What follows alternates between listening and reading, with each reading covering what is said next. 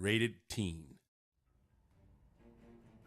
Hi, I'm Mike Marr, lead designer for Demigod, an RTS RPG from the team here at Gas Powered Games.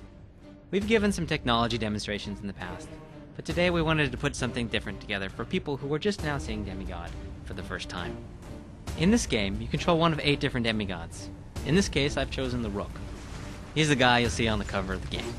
The Rook is an example of an assassin demigod.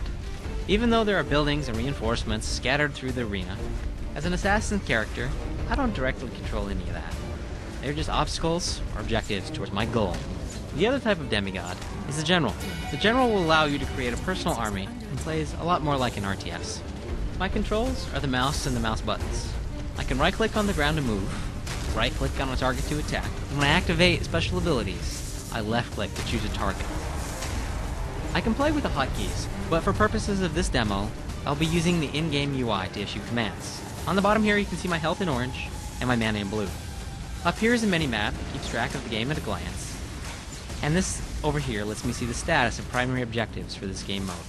The game mode I'm currently playing is called Conquest, which you can think of as a bit like chess. My objective is this structure here, deep behind enemy lines, called the Citadel. If my team destroys the enemy Citadel, I win. If my team is destroyed, we lose. Now how we go about fighting and destroying those Citadels is what Demigod is all about. If my Demigod should die, he will respawn back at the base after a short period of time. Most Demigods can be customized to fight enemy Demigods, if the player chooses. There are 2 sides to every arena, and depending on the game setup, you may be going it alone against the enemy hordes, or you may be teaming up with other players or AI to defeat the other side. Let's go ahead and advance the game here so I can discuss advancement and objectives.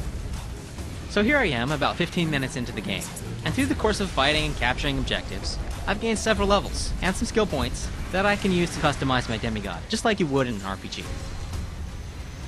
Another way that I have advanced in the game is by earning gold from scoring kills, killing reinforcements, and controlling mines.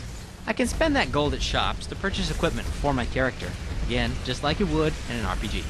Another way to spend gold is to upgrade my Citadel, which is a bit like a technology tree from a real-time strategy game, except that this is shared between all players on one side.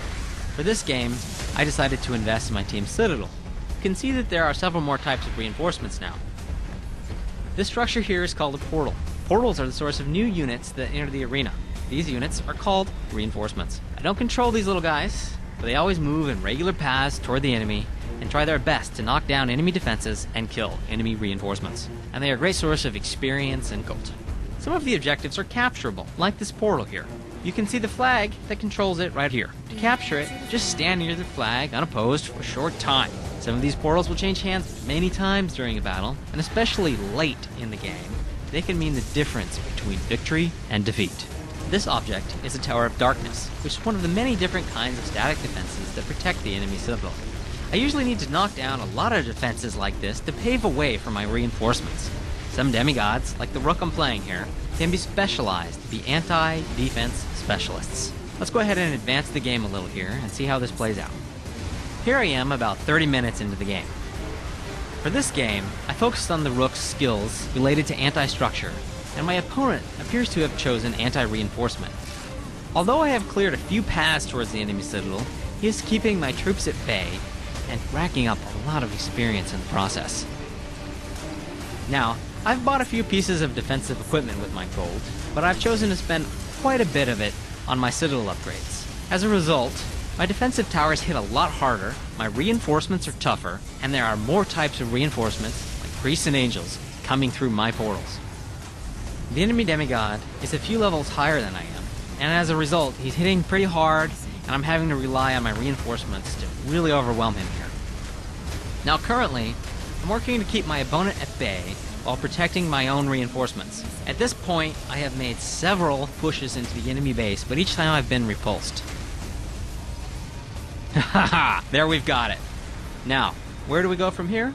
Well, depending on the game mode I was playing, I've accumulated some favor points, and I can apply those towards purchasing long-term achievements that I can use in future games.